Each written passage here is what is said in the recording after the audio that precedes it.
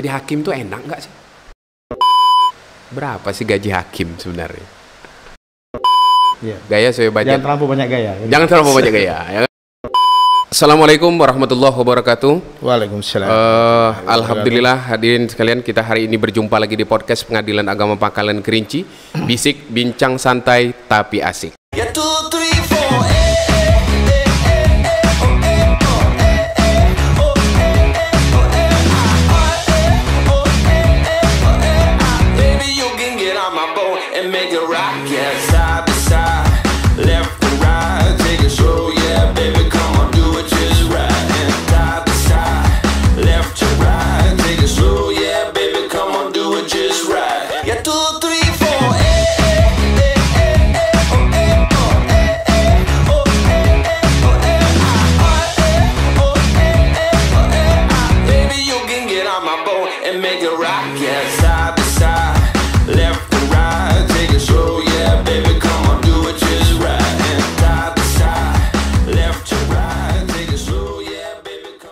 Alhamdulillah hari ini kita sudah datang tamu istimewa buat kita, tetangga kita sendiri. Kalau saya ini saudara saya sendiri, kalau bahasa Palembangnya lur, kalau bahasa dulur saya, kalau bahasa Inggrisnya orang biasa panggil bro ya. Oke, Assalamualaikum bro. Waalaikumsalam warahmatullahi wabarakatuh. Pak Ketua Pengadilan Agama. Gimana, sehat hari ini? Alhamdulillah. Alhamdulillah sehat ya. Alhamdulillah. Nah ini sebelum kita melanjutkan podcast kita selanjutnya, tak kenal maka tak sayang, istilah ada ungkapan seperti itu. Ada baiknya kenalan sedikit lah kayak itu. Dari mulai keluarga, kemudian asalnya dari mana juga kayak itu. Silakan. Oke, terima kasih Pak Ketua Pengadilan Agama. Perkenalkan, nama saya Beni Arisandi, sarjana hukum, magister hukum.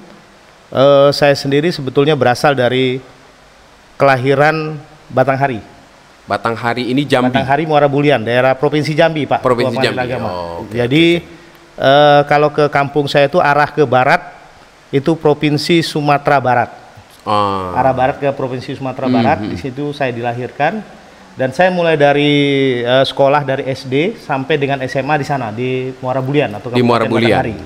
Ya, dari SD saya SD Negeri 215 di Komplek Air Panas, terus SMP-nya SMP Negeri 1 Muara Bulian.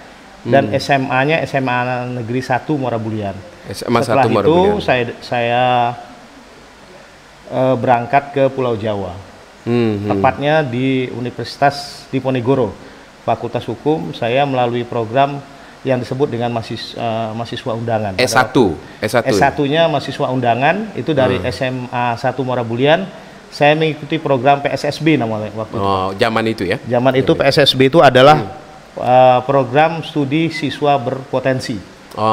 Jadi semacam siswa undangan langsung ke Undip Diponegoro Semarang pada saat itu. Nah, saya sendiri kalau dilihat dari keluarga, orang tua saya itu berasal dari campuran Jawa. Dan ibu saya sendiri berdarah Minang, Sumatera Barat. Berdarah Minang, Sumatera Barat. Saya sendiri anak kelima. Saya sendiri anak bungsu. Dan orang tua saya juga penegak hukum, yaitu beliau sebagai seorang polisi. Awalnya beliau di pasukan yang disebut dengan Brigadi Mobil atau Brimob. Oke. Berarti udah campur-campur aduk. Sudah campur aduk juga, Pak. Lahir di Jambi. Ibu asli Minang. Ayah Jawa. Ayah saya Jawa. Kuliah juga di mana-mana. Saya kuliah juga di Pulau Jawa. Istri? Saat ini istri saya Maya Sari. Dia orang Sumatera Selatan. Orang Palembang, gitu kan lo ya? Muara Enim. Muara Sumatera Selatan, yaitu lebih kurang hampir 4 jam lah dari Palembang. Oke, asli Muara Enim ya. Berarti. Dan putra putri saya punya 2 orang putra dan 1 orang putri. Yang 2 ini masih sekolah di Kabupaten Pelalawan. Yang 1 SMP kelas 3, yang nomor 2 SD kelas 5. Nah, ini putri belum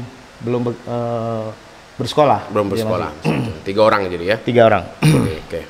Kalau istri jadi orang-orang Palembang ya? Siap. Wong Kito Galo dia. Wong Kito Galo. Oke lah. Sama-sama penyuka pempek. Iya. Berarti darah sebagian udah isinya cuko. Ya. Cuko ya. Jadi kalau misalnya dalam perut kita nih Ini isinya tuh cuka. Cuka. Makanya gigi kita banyak yang nggak ini nih, Pak, Pak Ketua. Ya, karena memang kebiasaan orang Palembang kayak gitu, sarapan aja cuko. Ya, pagi-pagi kita pokoknya yang namanya makan pempek itu. Betul. Seringkali saya bilang sama anggota saya, kalau kita makan pempek itu kamu harus belajar dari saya tutorialnya.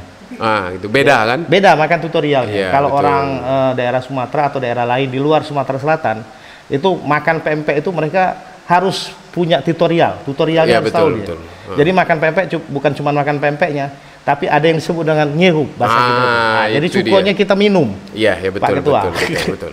Ya memang kalau bicara cuko dulu gitu ya. Kalau bicara cuko, kalau tidak ngirup kata orang Palembang, ngirup, itu tidak makan pempek kalau tidak itu ngirup. Bukan makan kan? Pempek namanya itu, Pak Ketua. Itu namanya makan lontong kayak itu kan. Ini makan pempek gitu. Iya. Oke, baik selanjutnya nih. Pak Ketua PN, kita kan hakim ya. Hakim itu selalu kalau kita identik dengan istilah ada organisasi kita IKHI, Ikatan Hakim Indonesia. Kita kenalan dulu ke luar, istilahnya mereka biar tahu hakim itu gimana sih, organisasinya apa, dan siapa sebenarnya yang masuk di IKHI itu. Siapa saja. Apakah hakim garis juga bisa masuk? Misalnya kayak itu kan. Atau memang ada lomba-lomba MTQ segala macam, kan ada Dewan Hakim. Apa itu juga masuk ke IKHI? Nah, ini yang masuk kategori hakim di IKHI-nya itu yang mana saja kira-kira? Jadi yang termasuk dengan dalam satu wadah IKHI, Ikatan Hakim Indonesia, itu adalah dalam satu forum bersama di bawah Mahkamah Agung Republik Indonesia. Jadi Mahkamah Agung Republik Indonesia itu sendiri memiliki 4 badan peradilan, yaitu Badan Peradilan Umum, Badan Pengadilan Agama, Badan Peradilan Tata Usaha Negara, dan Badan Peradilan Militer. Masing-masing badan peradilan ini di bawah Mahkamah Agung itu memiliki hakim. Nah, jadi sebagaimana dalam kita ketahui bahwa para hakim ini adalah pejabat yang memberikan dalam memutus perkara. Beberapa hal yang dalam memutus perkara mereka. Di IKHI itu ada hakim pengadilan negeri, hakim pengadilan agama, hakim pengadilan tata usaha negara, berarti ada hakim militer. Nah, 4 hakim yang disebutkan Pak Ketua tadi itu dalam satu wadah yang disebut dengan Ikatan Hakim Indonesia. Dan jadi dalam satu wadahnya sama wadahnya. Wadahnya sama. Di bawah Mahkamah Agung. Di bawah Mahkamah Agung. Mahkamah Agung. Oke. Kalau seandainya orang dari luar nih mau ikut jadi hakim, itu melalui pintu masuknya dari mana? Kira-kira ini kalau orang-orang luar istilahnya kan mau masuk menjadi hakim di Mahkamah Agung seperti entah melalui PN atau PA atau militer atau TUN, itu melaluinya pintunya dari mana itu, Pak? Jadi rekan-rekan bisik sekalian, untuk menjadi hakim itu ada beberapa prosedur yang harus dilalui. Jadi tidak bisa langsung mereka bisa menjadi hakim sebagaimana Pak Ketua tadi bilang hakim garis atau hakim-hakim yang Dewan lain, Hakim, Dewan Hakim dalam Quran misalnya, MTQ dan lain sebagainya. Nah, hakim yang dimaksud di sini dalam aturan adalah hakim yang sudah melalui prosedur. Kalau misalnya Badan Peradilan Umum itu diselenggarakan oleh Badan Peradilan Umum dalam proses seleksinya. Betul. Tentu saja mereka harus sarjana hukum. Setelah itu mereka mengikuti seleksi yang dilakukan oleh Mahkamah Agung, dan beberapa orang-orang yang dinyatakan lulus ini dari sarjana hukum itu tentu saja ada terdiri dari beberapa pembagian hakim, yaitu ada hakim pengadilan negeri, ada hakim pengadilan agama, dan juga ada hakim pengadilan tata usaha negara. Oke, berarti open recruitment nih berarti? Open recruitment, dan pada saat saya berkaca dari diri saya sendiri, Pak Ketua. Ketika proses rekrutmen dilakukan Mahkamah Agung, saya pada saat itu lulus tahun 2003. Nah, proses rekrutmennya dilakukan secara 2 kategorikal. Kategori yang pertama adalah proses seleksi hakim yang dilakukan secara umum, yaitu dilakukan di pengadilan tinggi daerah. Mereka tes di pengadilan tinggi daerah, mereka lulus, terus mereka langsung tes di pusat. Di Badan Peradilan Umum Pusat. Jadi panitia daerah itu di pengadilan tinggi. Ada panda daerah di pengadilan tinggi. Di pengadilan tinggi. Nah, ada juga yang dalam kategorikan, yang satu lagi adalah seleksi khusus pada saat itu. Pada saat itu adalah Menteri Kehakimannya adalah Yusril Iza Mahendra. Dalam proses seleksinya, dia melakukan seleksi khusus, yaitu dilakukan di universitas-universitas yang sudah diakui dan sudah oleh mereka sudah diberikan semacam yang terbaik gitu. Nah, dari beberapa universitas-universitas tersebut mahasiswanya itu bisa langsung ke Panda pusat. Jadi seleksinya mereka tidak melalui di daerah lagi, tidak melalui ke pengadilan tinggi dan lain sebagainya. Mereka langsung sana. Pada saat itu saya hanya melalui proses psikotes. Berarti tesnya di kampus ini ya? Jadi pada saat di kampus kita tidak melalui proses seleksi seperti pada waktu itu biasa, tapi melalui adalah. Itu tahun berapa nih Pak Itu Ketua? tahun 2003. 2003. 2003 saya sendiri angkatan hakimnya 18. Angkatan 18. Angkatan 18. Oh iya, berbeda ya. Karena ketika saya ikut tes saya kan angkatan 3 Cakim umum gitu. Ya. Kalau di 2007 saya ikut di 2007, memang open recruitment-nya memang di panitia Pengadilan Tinggi Agama waktu itu, memang dari atas semuanya. Tapi daftarnya di situ dia. Jadi memang benar, tapi melalui dua tahap sih. Setelah lulus karena saya waktu itu ikut wilayah Palembang, jadi ketika lulus dia baru ke Mahkamah Agung seperti itu 2 kali ya. 2 kali. Jadi dua kali. Proses yang saya bilang tadi yang seleksi khusus tidak ada ya? Seleksi khusus nggak ada? Tidak ada ya? Nggak ada. Yang pada saat saya itu dari beberapa universitas, ada beberapa universitas negeri, sebagian besar di Jawa, ada juga yang universitas swasta, Pak Ketua. Oh gitu. Nah, jadi ukurannya adalah yang jadi parameter universitas dalam menentukan seseorang yang sudah lulus dan ikut seleksi pada saat itu adalah indeks prestasi kumulatifnya. Indeks prestasi kumulatif, dan ada proses di kampus di pengajaran pada saat itu dilihat mahasiswa ini selama dalam proses pengajaran itu apakah mahasiswa ini layak untuk mengikuti atau tidak, itu ukurannya adalah dekan. Berarti rekomendasi kampus? Jadi ada suatu rekomendasi dari dekan pada saat itu bahwa mahasiswa ini bisa mengikuti di seleksi hakim, calon hakim pada saat itu. Di pusat. Oke, ini Pak Ketua. Kita kan tadi sudah sebut bahwa salah satu dari pengadilan itu kan ada 4 peradilan ya, pengadilan negeri, agama, militer, dan tata usaha negara. Kalau di daerah kan di kabupaten-kabupaten itu rata-rata kadang hanya ditemukan 2 peradilan saja, peradilan negeri dan peradilan agama. Nah sebenarnya apa sih yang membedakan antara peradilan negeri dan peradilan agama? Artinya dari sisi lihat ininya ya, tupoksinya masing-masing. Baik, antara pengadilan negeri dan pengadilan agama, saya menilai ada beberapa hal, yaitu ada persamaan dan perbedaan. Betul. Persamaannya adalah kita bernaung pada saat ini di bawah Mahkamah Agung. Berbeda sama-sama di bawah Mahkamah Agung. Ya, betul. Berbeda sebelumnya pengadilan negeri itu di bawah Departemen Kehakiman, sedangkan pengadilan agama di bawah Kementerian Agama. Betul, Kementerian Agama. Nah, ini adalah sebuah persamaan. Setelah proses transformasi pada saat itu, reformasi, semua di bawah kendali Mahkamah Agung pada saat itu. Nah, sedangkan ada beberapa perbedaan tupoksi, tentu saja ada perbedaan, sedangkan pengadilan agama ini selain yang ada aturannya, ketentuan peraturan perundang-undangan di dalam Undang-Undang Peradilan Agama, Badan Peradilan Agama, kita ada beberapa hal, yaitu yang proses mengadilinya sama. Jadi hakim pengadilan agama dan hakim pengadilan negeri sama dalam proses untuk mengadili, menerima, memutus dan perkara dalam hal ini. Nah, tapi tentu saja ada perbedaan perkara yang kita tangani. Di pengadilan negeri ada perkara pidana dan perdata. Di pengadilan agama itu ada beberapa perkara syariah, pengadilan orang, permohonan dan gugatan yang beragama Islam ataupun Muslim yang berada di situ. Nah, proses ini yang dalam mengadili perkara ini antara PA dengan PN ini, kalau kita melihat secara kolaboratif, collaboration, itu sebetulnya di dalam perkara perdata, pengadilan negeri sama dengan pengadilan agama. Kita memiliki jurusita, jurusita panggilan, jurusita pengganti, jurusita definitif. Nah, jurusita ini adalah memanggil para pihak untuk melakukan persidangan ke pengadilan agama dan pengadilan negeri.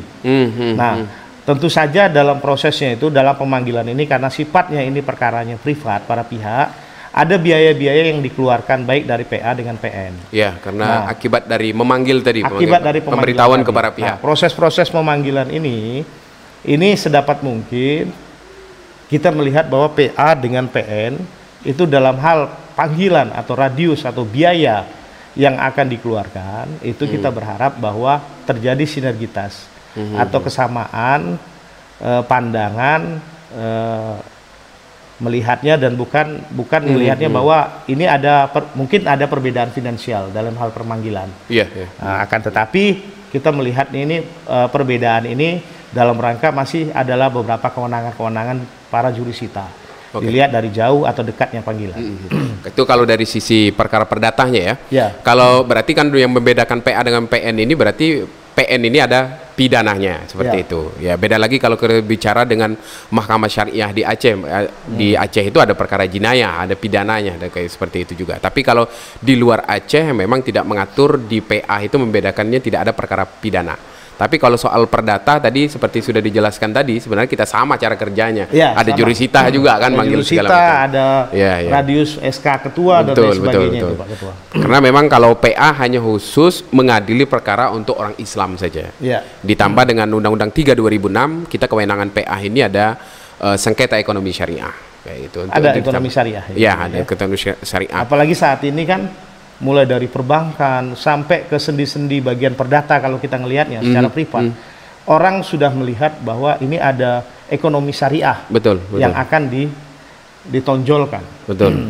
Nah, ini tentu saja akan menimbulkan persoalan-persoalan syariah tersebut. Nah, itu mungkin jadi kewenangan dari pengadilan. Betul.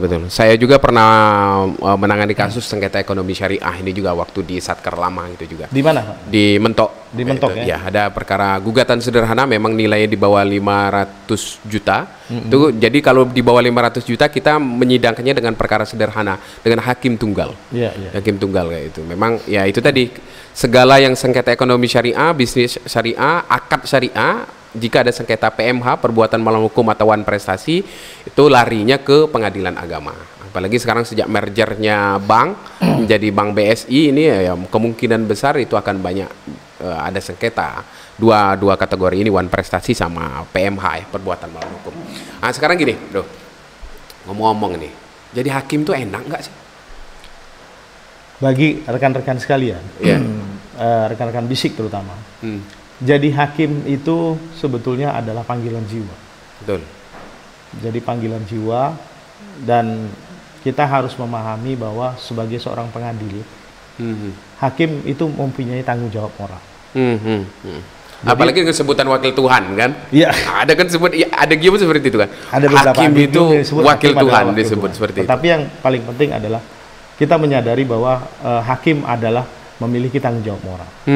Jadi bukan cuma sekedar untuk menyelesaikan perkara yang dia tangani saja, sampai dalam menerima terus dia memutus, tapi dia punya tanggung jawab moral terhadap hati nurani dan kepada Tuhan terhadap perkara yang dia tangani. Nah, perkara-perkara yang ditangani seorang hakim itu harus menjadi dasar pemikiran dan memberikan kemanfaatan dan keadilan bagi masyarakat.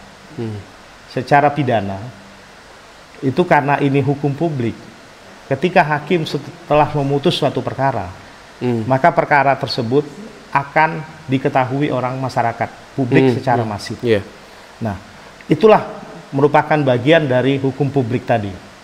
Nah, hukum publik itu masyarakat akan melihat secara masif, saya bilang tadi, bahwa ini dijadikan masyarakat sebagai parameter perbuatan-perbuatan ini baik atau tidak baik.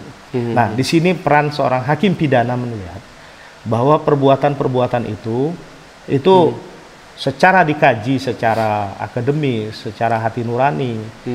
Nah, perkara-perkara yang diputus itulah sebagai pertanggungjawaban moral seorang hakim terhadap dirinya sendiri dan kepada masyarakat banyak. Nah, dalam hal ini misalnya di Pengadilan Negeri Pelalawan, maka hakim-hakim di Pengadilan Negeri Pelalawan dan Pengadilan Agama Pelalawan memiliki tanggung jawab moral untuk memberikan edukasi positif, edukasi hukum, dan edukasi sosial, serta kemanfaatan kepada masyarakat di Kabupaten Pelalawan, bahwa ini ada hukum yang dijatuhkan pengadilan dan masyarakat bisa memberikan semacam telahan atau berpikir bahwa oh ternyata kalau berbuat seperti itu tidak boleh atau bagaimana. Begitu. Nah, gini Pak Ketua, di masyarakat kita sebenarnya masih berkembang semacam stigma lah seperti itu.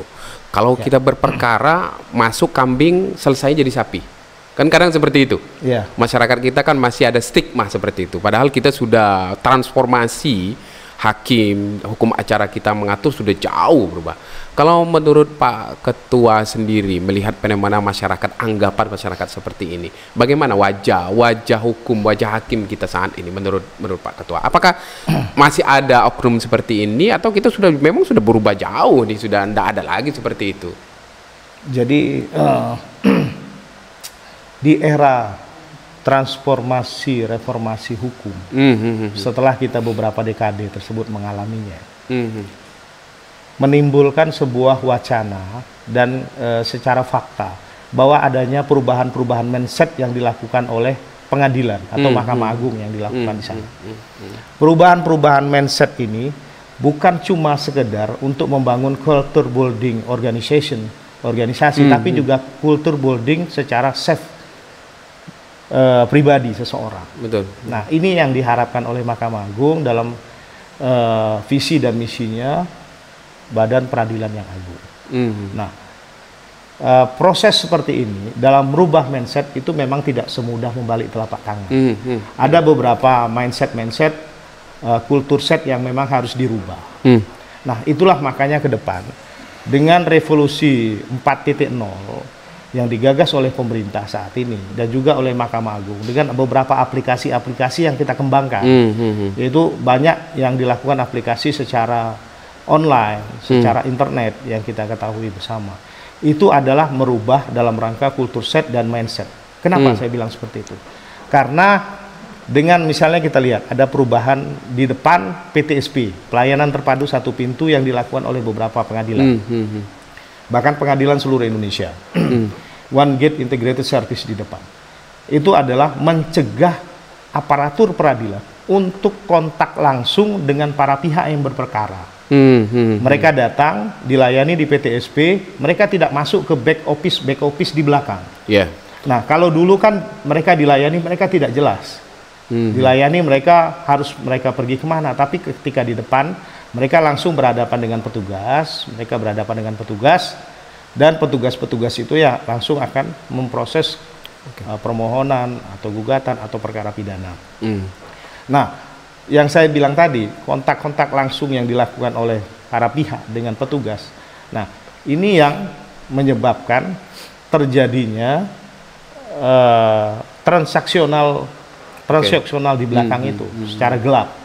Nah, ini yang dicegah oleh beberapa Mahkamah Agung dengan melakukan perubahan-perubahan mindset kita dengan melakukan aplikasi-aplikasi tadi.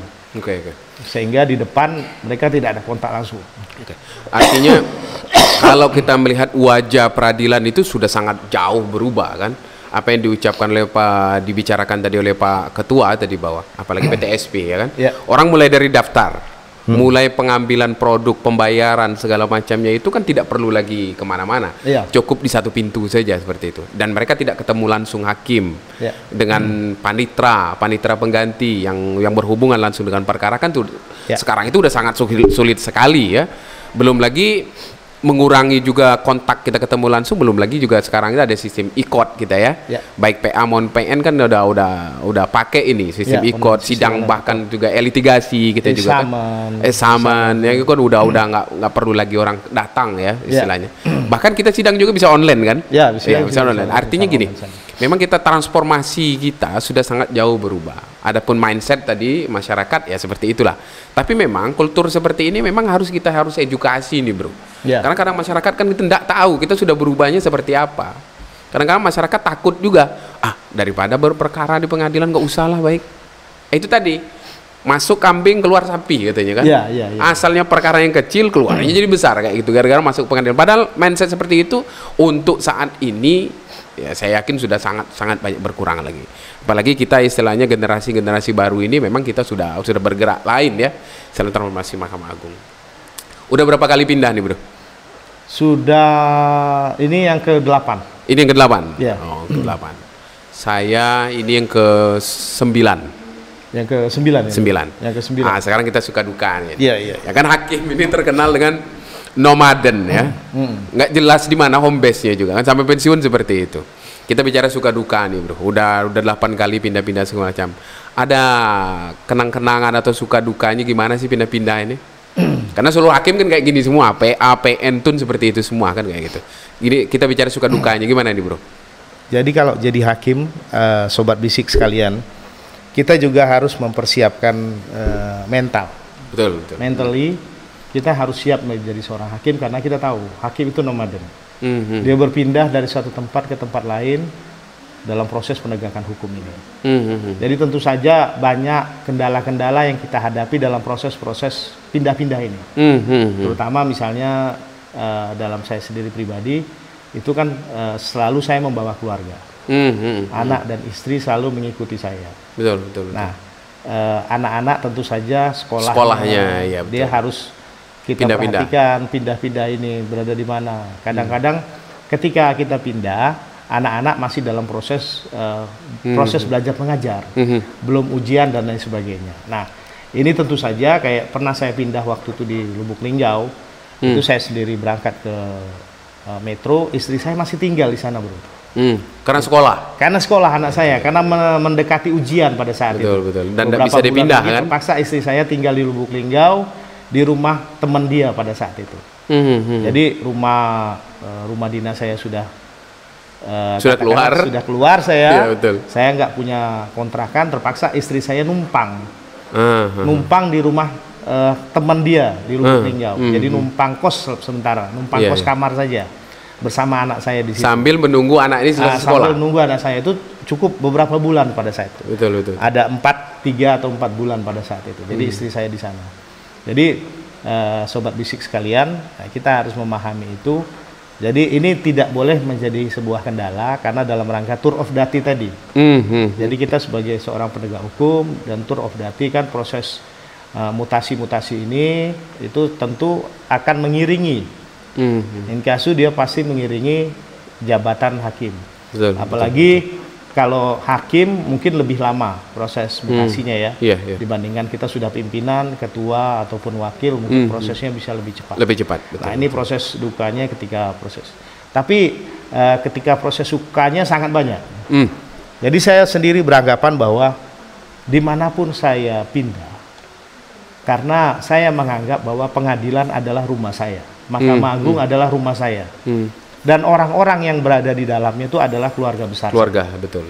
Di dalam, karena saya sendiri Muslim, bahwa orang-orang terdekat, tetangga, jiran kita itu adalah merupakan saudara terdekat bagi kita. Betul. Karena saya sendiri tidak tahu jauh keluarga saya, misalnya ada yang di Jambi dan lain sebagainya, ada di Jawa juga keluarga saya. Nah, ini proses, ini kita harus tahu bahwa keluarga itu adalah orang-orang yang terdekat bagi kita, bukan keluarga kandung saja.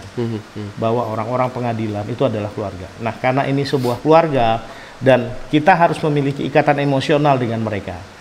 Nah, jadi dimanapun kita pindah, kita mempunyai banyak keluarga jadinya. Jadi bertambah keluarga kita. Banyak keluarga, jadi banyak pengalaman. Keluarga inti kita, keluarga kandung, kita juga tambah keluarga. Setiap kali saya pindah, misalnya sudah 7 atau 8 kali saya pindah, itu saya nambah keluarga. Betul.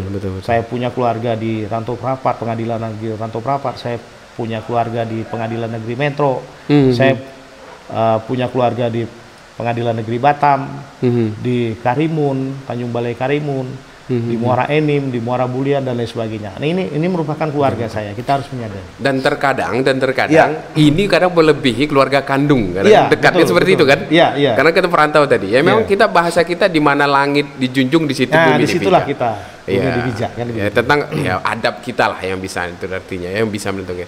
Dan memang gini, anak hakim itu rata-rata kalau SD minimal 2 SD. Ya. Ya, nggak ada yang anak hakim itu sekolah Satu, SD-nya ya. satu SD. Ya. Ada yang bahkan 3 atau 4 kadang. Anak saya aja baru kelas 4, alhamdulillah sudah 3. Belum selesai nih, SD. baru kelas 4. Nah, itu udah 3 kali pindah kemana-mana juga. Akhirnya pusing juga kan gitu ngeliatnya. Kadang anak juga protes ujung-ujungnya kan, ini cari teman lagi kan kayak gitu. Ya tapi itulah dinamika kita sebagai hakim. Artinya benar kata bro tadi, ya kita harus siap resiko itu. Dan di awal kita sudah tanda tangan kontrak kan, siap ditempatkan di seluruh Indonesia. Resiko seperti nomaden gitu ya. Tapi ya banyak pengalaman. Kita dengan cerita tadi banyak pengalaman di tempat lain segala macam. Begini bro, sebenarnya apa sih tujuan kita dipindah-pindah? Nah, apakah ini salah satu daripada kontrol kita untuk bahwa hakim itu jangan sampai dia mengakar di situ, atau bagaimana itu menurut Pak Ketua itu? Jadi tujuan dalam rangka tour of duty tadi, pertama adalah secara formal itu tujuan dari Mahkamah Agung itu adalah pembinaan karir yang bersangkutan. Dia harus mengalami medan tugas di beberapa tempat. Karena hakim itu dilihatnya adalah bukan proses edukasi formal semata, tetapi informal, jam terbang. Seperti seorang pilot, seorang hakim harus memiliki jam terbang tinggi. Kalau pilot mungkin berapa ribu jam terbangnya, semakin jam terbang dia tinggi, maka hakim ini semakin berpengalaman dalam mengadili perkara itu. Nah itu secara formil yang pertama. Yang kedua adalah sebetulnya yang berikutnya adalah mencegah aparatur pengadilan untuk terlalu intens atau dekat dengan orang-orang yang berada di satu tempat tersebut. Karena kita mengetahui juga hakim itu memiliki kode etik. 8 kode etik tersebut kita harus 10 kode etik kita juga harus pahami itu semua, bahwa bagaimana kita bergaul, bersikap di tengah masyarakat, ya kan? Nah, kalau sudah terlampau intens dekat sama masyarakat, nanti independensi dan kemandirian hakim menjadi terganggu, menjadi terganggu. Itu tujuannya ini dari kita di pimpinan menjadi terganggu. Selain tadi saya bilang tadi. Selain itu juga memang kita diawasi ya kan bro. Kita ada diawasi. Komisi yudisial yang mengawasi kita, kemudian Mahkamah Agung itu sendiri, kemudian kita di dalam internal kita ada Bawas juga ya kan. Kita orang sekarang kalau mau melaporkan sangat mudah sekali. Melalui aplikasi Siwas itu saja kan 2 kali 24 jam udah langsung turun ya kan, tim untuk memeriksa. Jadi sekarang memang ya lebih ketat ini pengawasan kita, dan orang pun masyarakat untuk melaporkan nggak perlu susah-susah harus ke kantor. Dari rumah saja orang udah bisa melaporkan seperti itu kan. Siwas dan dari Siwas itu sistem pengawasan. Sistem pengawasan semacam. Oke nih bro,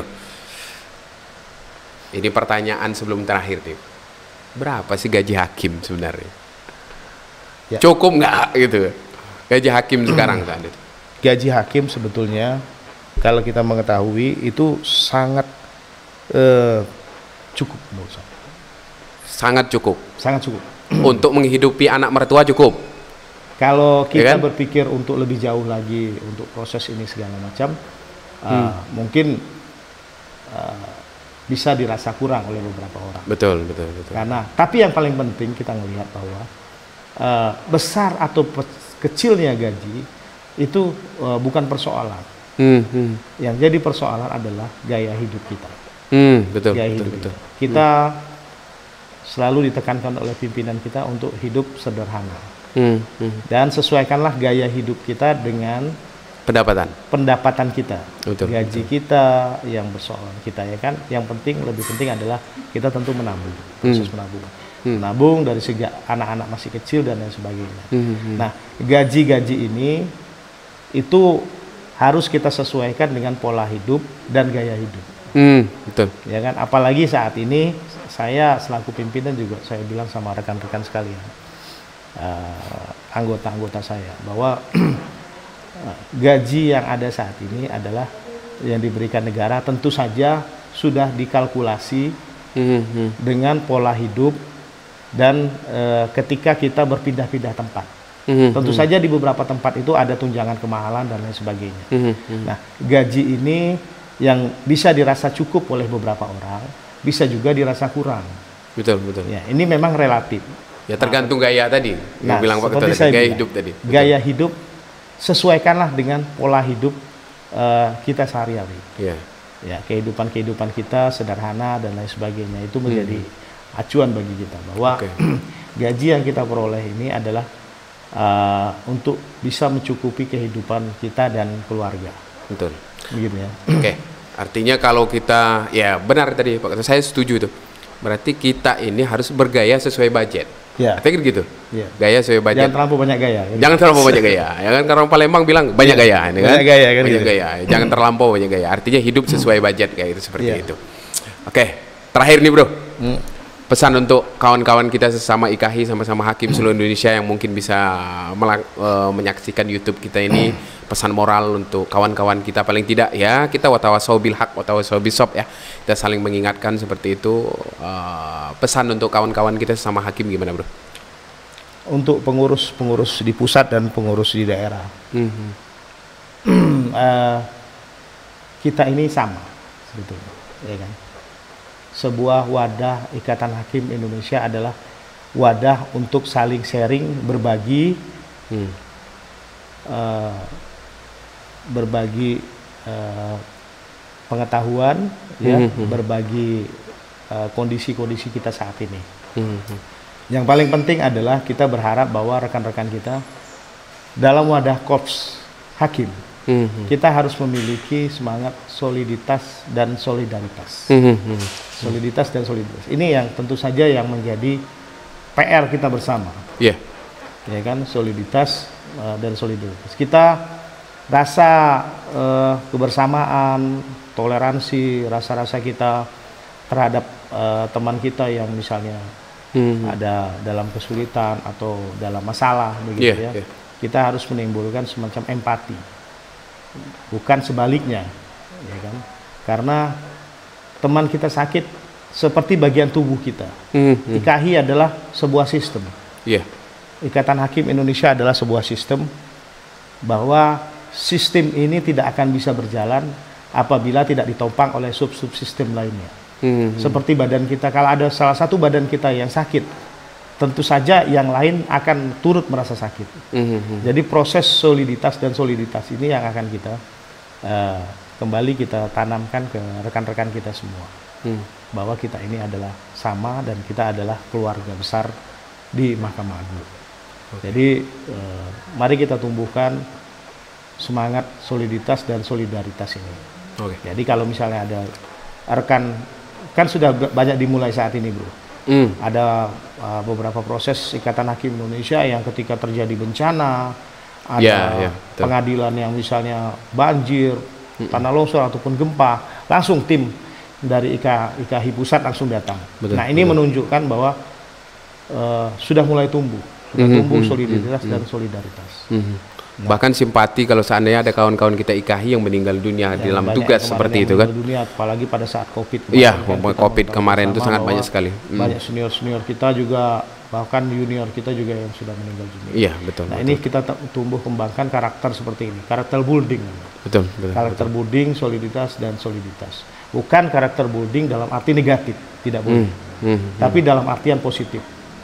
Positif artinya dalam rangka membangun organisasi Mahkamah Agung, kita saling bahu-membahu, kebersamaan dalam rangka membangun visi dan misi, membantu visi dan misi Mahkamah Agung, terwujudnya Badan Peradilan Indonesia yang agung. Bukan solidaritas dalam arti negatif. Gitu. Oke.